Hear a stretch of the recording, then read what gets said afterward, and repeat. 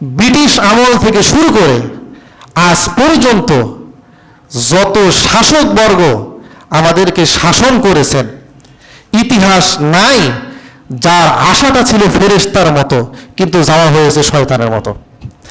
এসেছে সুন্দরভাবে কিন্তু সুন্দর হয়ে বিদায় হতে পারে নাই। আপনারা জানেন, যে ব্যক্তির চোখ নাই, সূর্য থাকলেই কি আর না থাকলেই কি, বরং সূর্য থাকলে তার কাছে আরো বিরক্তি লাগে। ঠিক তেমনিভাবে যাদের বিবেক নষ্ট হয়ে গিয়েছে, এই সকল ব্যক্তিরা কোরআনের আলোকে সহ্য করতে পারে না। বাদুরের জন্য যেমন রাত ভালো, সন্ধ্যা ভালো, কারণ সে সময় সে সবকিছু করতে পারে, দিনের আলোতে করতে পারে না। ঠিক এইরকম কিছু স্বার্থান্বেষী আছে যাদের জন্য দিনের আলো এটা তাদের কর্ম যোগান দিতে পারে না, ওদের ব্যবসা রাতের অন্ধকারে ভালো হয়। আছে না এমন? এরাই দিনের আলোকে দেখতে পারে না, কোরআনের আলোকে দেখতে পারে না। কেন? কোরআন যদি থাকে তাহলে সে সময় রাত্রেবেলায় যে ব্যবসাটা জোরদার করা যেত সেই ব্যবসা ভালো চলে না, এজন্য এরা কোরআনের আলো দেখতে পারে না। সুতরাং যে কথাটা বলার জন্য এবং বুঝাবার জন্য আমি দীর্ঘ আলোচনা করলাম সেটি হচ্ছে এই, যে কোনো বিষয়ে সিদ্ধান্ত গ্রহণ করা এটি দর্শনযোগ্য বিষয় নয়, এটি হচ্ছে অনুধাবনযোগ্য বিষয়, বিবেকের বিষয়। আপনি সঠিক সিদ্ধান্তে পৌঁছতেছেন নাকি সঠিক সিদ্ধান্তে পৌঁছতেছেন না তা অনুধাবন করার জন্য যেমন আপনার বিবেকের প্রয়োজন, ওইরকম আপনার কোরআনের আলোও লাগবে, না হলে আপনি সঠিক সিদ্ধান্তে পৌঁছবেন না। এজন্য ব্রিটিশ আমল থেকে শুরু করে আজ পর্যন্ত যত শাসকবর্গ আমাদেরকে শাসন করেছেন, ইতিহাস নাই যার আশাটা ছিল ফেরেশতার মতো কিন্তু যাওয়া হয়েছে শয়তানের মতো। এসেছে সুন্দরভাবে কিন্তু সুন্দর হয়ে বিদায় হতে পারে নাই। আপনারা জানেন, স্বাধীনতার পর থেকে নিয়ে যারাই এ রাষ্ট্র পরিচালনা করেছেন, কেউ পদচ্যুত হয়েছেন, ক্ষমতাচ্যুত হয়েছে, অথবা পদত্যাগ করতে বাধ্য হয়েছে, সকলের এই ইতিহাস আছে। অথবা মরণ খারাপ হয়েছে, যে কোনো একটা। কেন? জাতি যে একবার আন্দোলন করলো, করার পর আরেকজনকে নিয়ে আসলো, তো জাতি যে আন্দোলনের কারণে তাকে পরবর্তী আরেকজনকে নিয়ে আসলো, সেই জায়গার মধ্যে আরেকবার পড়লো কেন? আল্লাহর নবী তো বলে দিয়েছেন, লা ইউলদাগুল মুমিনু ফি জুহরিন ওয়াহিদিন মাররাতাইনি, একজন ইমানদার কখনো এক গর্তের মধ্যে দ্বিতীয়বার পড়তে পারে না। আমরা বারবার যে পড়ি তার কারণ কি? কারণ হচ্ছে এটি, আমরা সামনে কি করতেছি সে বিষয়টি এক চোখ দিয়ে দেখি, সেটা হলো শুধু বিবেকের চোখ দিয়ে, কিন্তু কোরআনের চোখ দিয়ে আমরা দেখি না।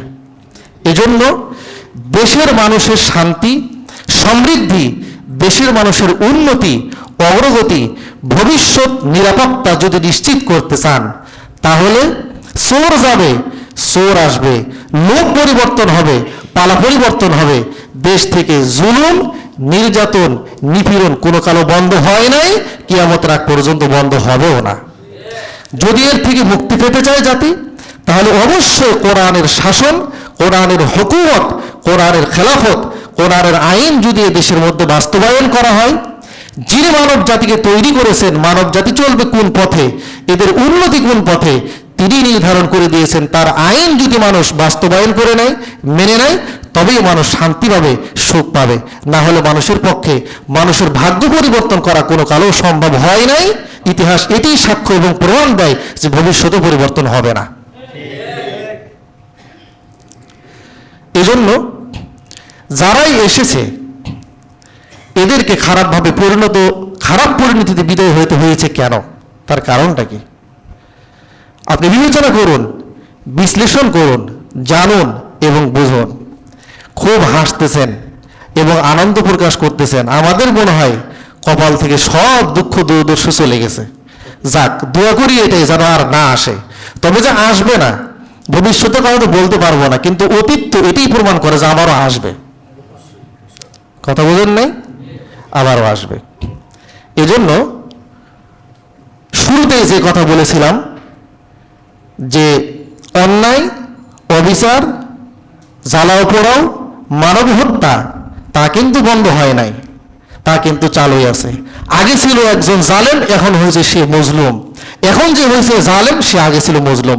লোক পরিবর্তন হয়েছে কিন্তু রীতি পরিবর্তন হয় নাই। এজন্য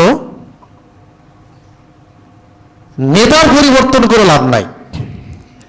মানব রচিত আইন দিয়ে, বিধান দিয়ে আপনি যতই গণতন্ত্র প্রতিষ্ঠা করতে চান, গণতন্ত্রের মূলনীতিগুলো বাস্তবায়ন করতে চান, ক্ষমতার বিভাজন হতে হবে, আইন ব্যবস্থা আলাদা থাকতে হবে, স্বাধীন থাকতে হবে, স্বতন্ত্র থাকতে হবে, তা থাকবে না কোশ্চেন কেন। যেই আসবে তার ওই ক্ষমতাধীন হয়ে যাবে। আজ পর্যন্ত কখনো কি স্বাধীন থেকেছে? থাকে নাই, থাকবেও না। এটিই হলো ইতিহাস, এটিই হলো বাস্তবতা। এজন্য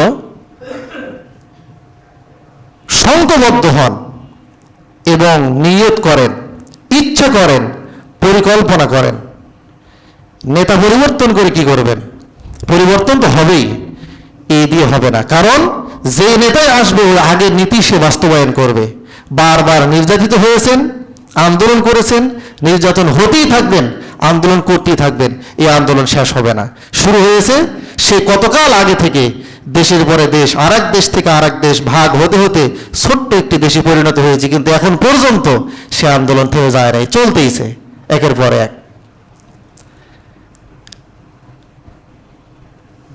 সুতরাং নীতির পরিবর্তন আনুন, কোরআনের শাসন নিয়ে আসুন। ইনশাআল্লাহ এর মাধ্যমেই জাতির মুক্তি মিলবে, না হলে মুক্তি মেলা সম্ভব না।